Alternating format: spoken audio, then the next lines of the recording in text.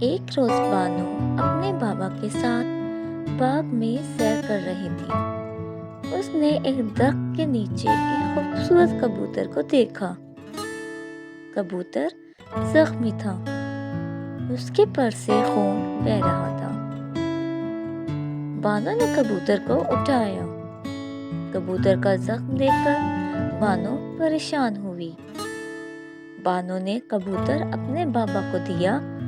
بانو کے بابا نے کبوتر کا پر صاف کیا، پھر اپنی جیب سے رومال نکالا اور کبوتر کے زخمی پر کو باندھ دیا۔ بانو زخمی کبوتر کو اپنے ساتھ گھر لے آئی۔ اس نے کبوتر کو دانا کھلایا اور پانی پلایا۔ اب کبوتر کا زخم ٹھیک ہو رہا تھا، لیکن وہ اپنے ساتھیوں کے بغیر اداس تھا۔ بابا نے کہا، بانو اب تمہارا کبوتر بالکل ٹھیک ہو گیا ہے، اس کو اڑا دو تاکہ یہ اپنے ساتھیوں کے پاس جا سکے۔ بانو نے کبوتر کو اڑا دیا۔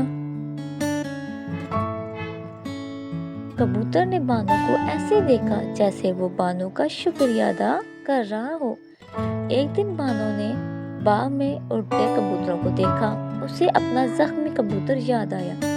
بانو اپنے بابا سے کہنے لگی، اس دن آپ میری مدد نہ کرتے تو اس بیچارے کبوتر کا کیا بنتا؟